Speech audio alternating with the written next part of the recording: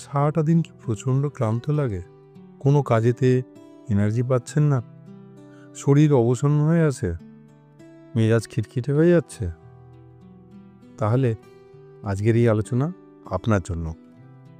হ্যাঁ, আমি ডক্টর সৈকত ঘোষ। আজকে এসেছি আবার আপনাদের কাছে আমাদের নিত্যদিনের কিছু সমস্যা নিয়ে কথা বলতে। তো যেটা বলছিলাম বন্ধু, আমাদের অনেকেরই শরীর প্রচণ্ড মাত্রায় ক্লান্ত হয়ে পড়ে অনেক সময়। কোনো কাজের এনার্জি সবসময় হারিয়ে ফেলি। এরকম যদি কন্ডিশন হয় তাহলে সবার আগেই জানতে হবে এটা হওয়ার কি কি কারণে হতে পারে।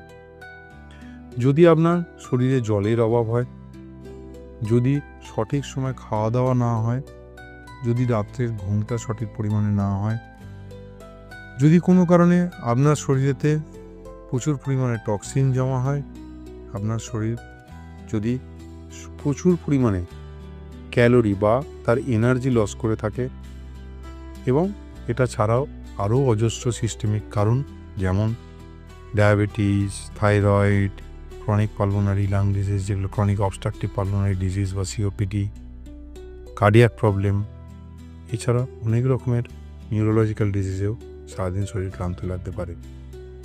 তবে সেই সব রোগের কারণে ক্লান্ত লাগার থেকে আমাদের দৈনন্দিন ক্লান্ত লাগার যে সমস্যা, সেটা কিন্তু আরও অনেক বেশি, এবং সেটাকে কিন্তু আমরা ছোট ছোট কিছু ব্যবস্থা নিয়েই অনেকাংশে অ্যাভয়েড করতে পারি। প্রথমত, পর্যাপ্ত পরিমাণে জল খাবেন। খাবারেতে যতটা সম্ভব তেল মশলা ছাড়া খাবার খাওয়ার চেষ্টা করবেন। নেশার জিনিসগুলোকে যতটা সম্ভব দূরে রাখবেন। 4 নম্বর, আপনার ঘুমটা যেন সঠিক হয়। মানে রাত্রিবেলা যখন আপনি শুতে যাচ্ছেন থেকে সকালবেলা ঘুম থেকে ওঠা অবধি যেন অন্ততপক্ষে 6 থেকে 7 ঘন্টা একটা নিরবিচ্ছিন্ন ঘুম পেতে পারেন। এবং এটা পাওয়ার জন্য যেটা দরকার, রাত্রিবেলা খাওয়ার পরে একটু হাঁটাচলা করা, একটুখানি হালকা ব্যায়াম করা সারাদিনের মধ্যে যখন হোক, পর্যাপ্ত পরিমাণে জল খাওয়া, সন্ধ্যের পর থেকে কোনো উত্তেজনক জিনিস না খাওয়া, যেমন চা কফি প্রভৃতি। এরপরেও যদি কোনো কারণে দেখেন যে আপনার নিত্যদিন রাত্রিবেলা প্রচণ্ড নাক ডাকছে, বা আপনার মাঝে মাঝে ঘুম থেকে ধরপড় করে উঠে পড়তে হচ্ছে, তাহলে হয়তো আপনি অবস্ট্রাকটিভ স্লিপ অ্যাপনিয়া নামে একটি রোগের শিকার হয়ে থাকতে পারেন।